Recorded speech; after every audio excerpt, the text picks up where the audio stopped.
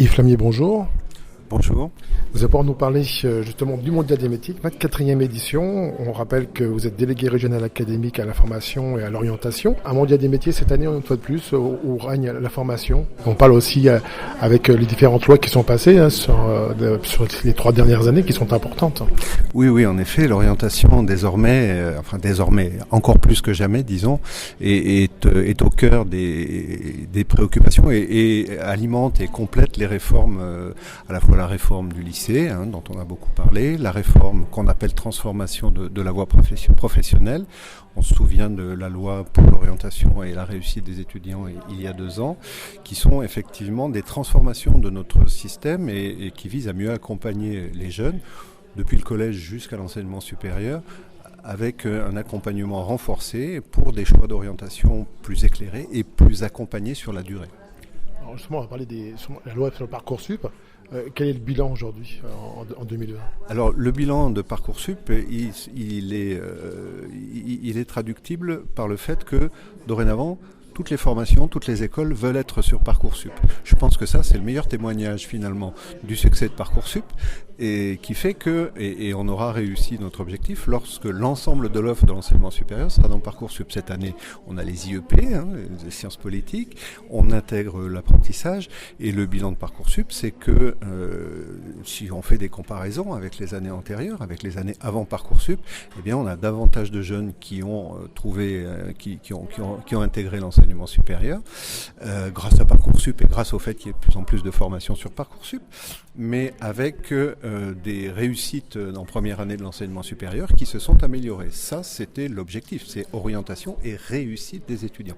Et on constate que les taux de réussite, en particulier en première année de licence, se sont améliorés dans beaucoup d'établissements.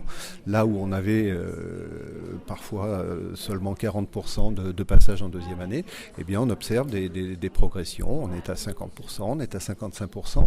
Donc ce qui signifie bien que non pas en opérant ce qui a pu être reproché ou je dirais confondu avec les réels objectifs, non pas en opérant une sélection, mais en informant mieux en amont et en proposant un vrai accompagnement tout au long de la campagne, de la procédure Parcoursup.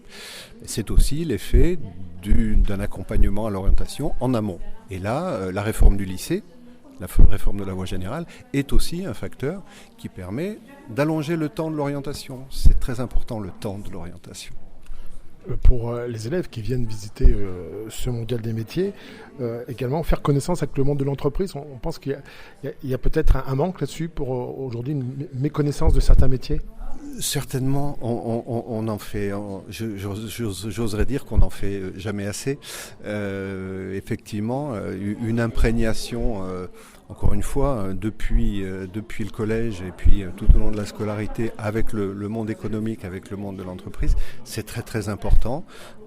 L'éducation nationale a fait beaucoup d'efforts pour développer cette imprégnation avec des partenariats qui existent et qui sont anciens avec les branches professionnelles. Il faut accentuer cet effort et effectivement des manifestations comme le Mondial des métiers sont un exemple. La nouvelle loi qui confie aux régions je dirais la mission d'organiser de l'information dans l'établissement va contribuer à améliorer la connaissance du monde professionnel. Oui, on doit en permanence s'améliorer sur ce point.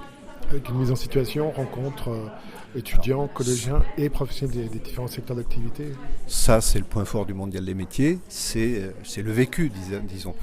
C'est permettre à un jeune d'aller sur un stand, discuter avec un jeune de son âge ou d'1 an ou 2 ans de plus, un père, d'aller discuter avec un chef d'entreprise ou simplement un professeur mais qui connaît parfaitement ou un formateur qui connaît parfaitement le métier.